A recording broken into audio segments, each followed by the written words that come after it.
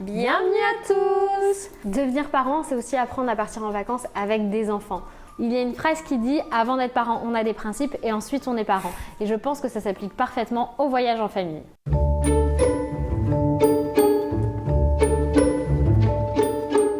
L'idéal, c'est de vous parler de mon expérience personnelle pour qu'on puisse ensemble partager sur le sujet. Je vais vous parler de la première fois que je suis partie en vacances toute seule avec Eliora. J'avais 60 kilos en soute en avion pour aller à Ibiza. Et là, honnêtement, je n'ai fait que les mauvais choix. En plus de me coûter très très cher, j'étais extrêmement chargée et ça n'avait pas d'intérêt. Je ne suis pas sûre de m'être servie de la totalité de ce que j'avais pris avec moi. Depuis cette fameuse expérience, j'ai décidé de m'y prendre en avance et d'utiliser ce petit gadget là qu'on a tous à la maison. Ce petit gadget, c'est juste un bloc-notes ou une to-do list. Vous en avez qui existent déjà toutes faites avec des petites cases, mais ça va me permettre de noter avant de commencer ma valise les choses dont j'ai réellement besoin. Si je veux rajouter d'autres choses, ce sera certainement pas nécessaire et du coup, je ne vais pas les prendre. L'idée avec ça, c'est d'aller à l'essentiel.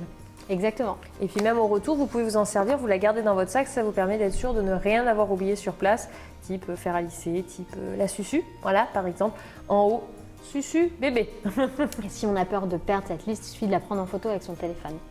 Une astuce que l'on connaît sans doute tous, on en a tous entendu parler, c'est de la méthode Marie Kondo. Donc c'est une méthode de pliage de vêtements que je trouve très pratique lorsqu'il s'agit de faire sa valise. Donc le principe étant d'optimiser l'espace au maximum et je vais vous faire une petite démo avec un t-shirt du pliage. Donc il faut le poser sur le côté du motif, côté du ventre. On va venir prendre chaque côté, hop, pour replier bien au centre. Pareil, hop, de l'autre côté, on plie une fois en deux, ensuite on replie en trois. 1, 2 et hop. Voilà, ça tient tout seul. C'est la technique, elle est simple que vous pouvez utiliser pour tous vos vêtements. Il y a différents modes de pliage et ainsi, dans la valise, ça tient beaucoup moins de place.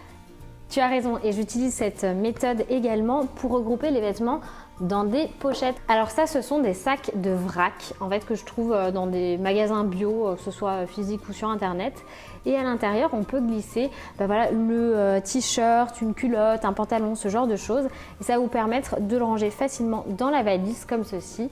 Et pour les mieux organiser, on peut ajouter une étiquette avec le jour de la semaine. Tu vois, je pense que ça peut être pas mal du tout de faire ce genre de choses. Ou là, sur l'étiquette, par exemple, tu rajoutes le jour de la semaine. Je trouve que ça peut être très bien quand, par exemple, vous envoyez les enfants en colonie de vacances ou chez les grands-parents qui sont en début d'autonomie. Je sais qu'Eliora, elle adore choisir ses vêtements, mais si je lui propose des pochettes déjà toutes prêtes avec le t-shirt, le pantalon, la culotte et les chaussettes, elle pourra elle-même choisir la pochette de son choix ou alors elle cherchera à lire le jour de la semaine et prendre la pochette en fonction du jour de la semaine. Oui, et à la fin de la semaine, tu peux réutiliser le sac comme sac de vêtements sales. Hop, tous ceux qui ont déjà été portés, tu les mets dedans, ça évite et bien simplement à la maison quand on rentre de devoir se dire bon bah je passe tout en machine parce que je sais plus ce qui est propre de ce qui est sale ou puis le sale a touché le propre donc c'est pas fameux.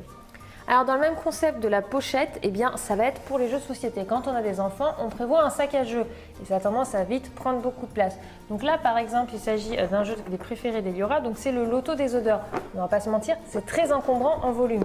Donc une des techniques qui marche plutôt bien et que je fais avec beaucoup de jeux de société, c'est de prendre des sacs en zip.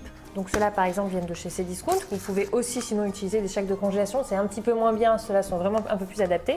D'ouvrir votre boîte et de venir y glisser à l'intérieur tout ce dont vous avez besoin pour le jeu. Hop, ici, on va faire quelques exemples. Hop, voilà, pour dire d'en avoir mis la moitié, mais on voit que ça rentre largement. Vous refermez et le jeu sera complètement à l'intérieur. Et en termes de volume, je pense que c'est un peu le jour et la nuit.